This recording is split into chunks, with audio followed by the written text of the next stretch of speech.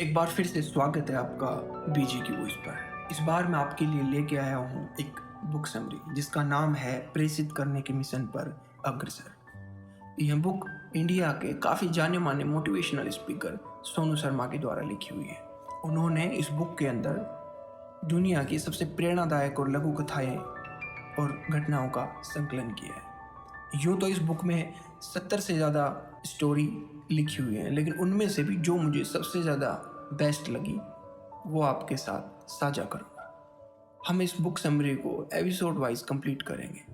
तो आइए बगैर टाइम को वेस्ट किए शुरू करते हैं आज के एपिसोड की पहली कहानी, जिसका टाइटल है जिसने कभी पाप ना किया हो। एक बार एक आदमी ने कुछ खाना चुरा लिया था और यह बात राजा तक पहुंच गई। जैसे ही राजा के पास ये बात पहुंची तो राजा ने फांसी देने का हुक्म सुना दिया। पूरे राज्य में ये बात आग की तरह फैल गई कि खाना चुराने के जुर्म में राजा ने एक व्यक्ति को फांसी की सजा सुना दी। चोर को राजा के दरबार में लाया गया। राजा ने जब चोर से पूछा कि हाँ, तुम कुछ कहना चाहते हो, तुम्हारी कोई आखिरी इच्छा हो, चोर ने बड़े विनम्र और मृदुल स्वभाव में अपनी बात रखी।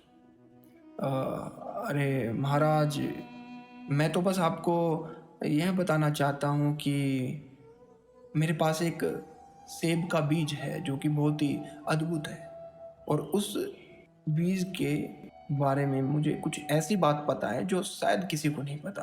राजा ने कहा कि बताओ क्या बात है। तो उसने कहा कि मैं एक सेब का बीज लाऊंगा और रात भर में बड़ा होकर वह फल भी देने लग जाएगा। यह एक राज है जो मेरे पिताजी ने मुझे सिखाया था, और मुझे बहुत दुख होगा अगर ये राज मेरे साथ ही दफन हो गया तो। राजा ने उसकी बात को स्वीकार कर लिया। अगले दिन बीज लगाने का समय तय किया गया। चोर ने एक गड्ढा खोदा और कहा, यह बीज सिर्फ वही लगा सकता है जिसने जीवन में कभी कुछ चुराया ना हो, ना ही ऐसी कोई चीज ली हो जिस पर उसका हक ना हो। अब मैं तो चोर हूँ, मैं तो इस बीज को लगा नहीं पाऊंगा। राजा ने बड़े गर्व से अपने प्रधानमंत्री की तरफ देखा और कहा, प्रधानमंत्री, आओ इस बीज को लगा दो। मगर कुछ हिचकिचाहट के साथ उसने कहा, महाराज, मुझे याद है जब मैं छोटा था तो तब मैंने एक ऐसी चीज रख ली थी जो मेरी नहीं थी, तो क्षमा कीजिएगा महाराज, मैं तो ये बीज नहीं लगा पाऊंगा। महाराज ने नजरें घुमाते हुए कोषाध्यक्ष की तरफ देखा और कहा, कोषाध्यक्ष, मुझे पूर्ण विश्वास है कि आप बिल्कुल साफ नियत के इंसान हैं। आइए और इस बीज को लगाइए। कोषाध्यक्ष दोनों हाथ जोड़ के, हे राजन, हे महाराज, क्षमा करिए। जब मैं छोटा था तो मैंने मेरे भाई की अंगूठी चुरा ली थी और मैंने वह राज आज तक किसी को नहीं बताया। लेकिन मैं अब ये बीज नहीं लगा सकता क्योंकि मैंने भी किसी वक्त चोरी की थी। अब सभी कौतूहल की दृष्टि से राजा की तरफ देखने लगे। अब राजा का नंबर आया तो उन्हें भी याद आया कि उन्होंने बचपन में अपने पिताजी के कुछ पैसे चुरा लिए थे। राजा काफी शर्मिंदा और काफी शर्मसार खुद को महसूस कर रहा था। मैं समझ चुका था कि चोर की इतनी बड़ी गलती नहीं है जितनी मैं उसको सजा दे रहा हूँ। अब राजा की खामोशी चोर समझ गया।